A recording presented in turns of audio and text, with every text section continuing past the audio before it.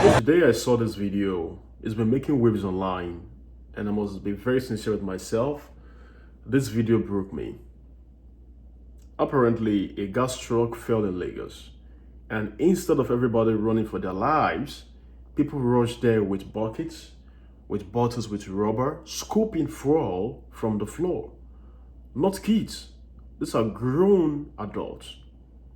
Grown adults messing around with highly inflammable elements such as gas, fuel. You see, let me tell you something. This is poverty. This is poverty, and it is deeper than money. This is poverty of the body and poverty of the mind. Because when your stomach is empty long enough, your brain starts negotiating with danger.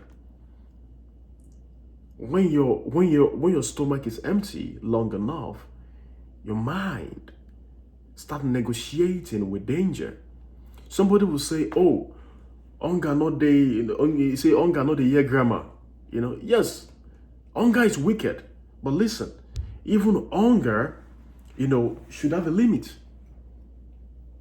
Hunger is wicked, poverty is wicked, but poverty should have a limit, because that's the thing with, the thing is not about hunger again. It is a desperation with madness on top. Desperation with madness, because it's only desperation and madness that would push you into going close to highly inflammable elements such as that. That fuel is not food. It's not food. It is fire waiting for oxygen. That's fire waiting for oxygen, and we have people drenching themselves in that situation. Because one spark, and you will not be injured, you will be gone. One spark there, just one spark. You won't be injured, you will be gone, you'll be burnt alive. And the painful thing is that the same poverty will not even allow ambulance to reach you on time. Since we don't want to start blaming poverty now, including myself, poverty will not allow the ambulance to reach you on time. You see? And this is where the mind poverty enters. The poverty of the mind that I was talking about. Because a person that thinks tomorrow exists does not bend down to scoop fuel from the ground. It's just common sense. A person that thinks that there is a tomorrow does not bend down to scoop oil from the ground, especially in that kind of precarious situation. Okay, a person that believes in the future avoids what can erase him in 1 second.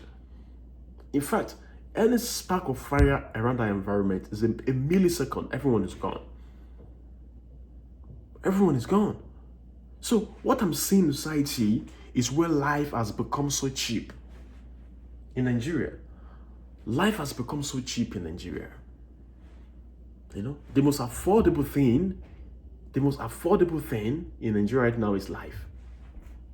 You see, life has become so cheap in Nigeria, where human beings are moving like they are already dead. Just managing to breathe. I don't know who does this thing. I still can't understand. Who did this to us? Human beings are moving, they're like walking corpse. They are walking as if they're already dead. You see? But let me say this clearly, so nobody will twist my mouth. You see, this is not me insulting poor people. I'm also a poor man, very poor. But this is me angry at a system that can push human beings to this level of humiliation and risk. Did you see what's going on there? Not one person, multiple people. These are people responsible for their children, their families. This is a whole generation. A whole generation of people that are responsible. Wow. And the craziest part is this. Even if you succeed and carry that fuel home, you did not win. You did not win. You just postpone suffering with a small jackpot that can still kill you in your own compound. You see? So where is the game? You just succeeded with a small jackpot that can still kill you even in your own compound. So we have turned our society to a jungle. We have turned our society to a jungle. And Lagos is not a jungle. Nigeria is not a zoo. We cannot keep normalizing this kind of barbaric attitude. And when people say that Nigeria is a country of particular concern, people will come online and say they are lying. Nigeria is a country of particular concern. That's the truth. It's a country where almost half-quarter of the population living below poverty line. Below poverty line.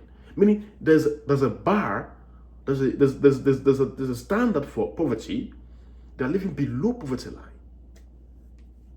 And you're telling me that community of peoples is not a community of particular concern? It is a particular concern. Because this action here is concerning to every right-thinking being. So we cannot normalize this type of attitude. Because when people start, eating danger like bread, it means the country is bleeding from inside. When people start seeing danger, start seeing loss of life, they become numb to it. They become numb to loss of life. They start eating danger. It means the country is bleeding from inside. And if you are watching this video and you were there, in case you come across this is my video, and you were there, or you've done something like that before, or you are planning to do it, hear me. I understand your desperation. I understand your hunger. But I beg, your life is more than 5 liters of fuel. Unless you have come to a conclusion that your life is not worth more than that. That's your decision. But if you see some things in you, that you are a complete human being, I want to tell you that your life is still worth more than 5 liters of fuel. Run from that place next time. Don't let poverty finish you completely. Don't let poverty finish you completely.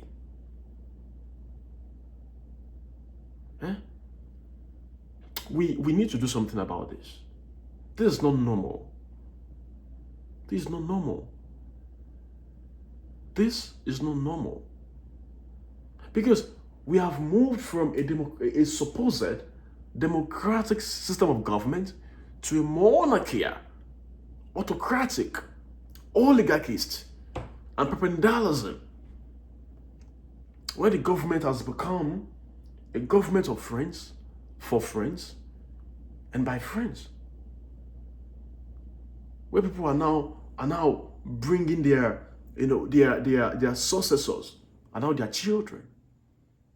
The president is already pushing his son as a political face. The Minister of Works, Umahi, already getting a form for his son as a local government chairman. Wike is already allocating properties to his children. So oh Lord, who did this to us? Who did this to us? In case you have the answer, please put your comments, put your responses in the comment section. Like the video and share, and follow me for more. Because we have to keep talking. We can't stop talking. Shalom.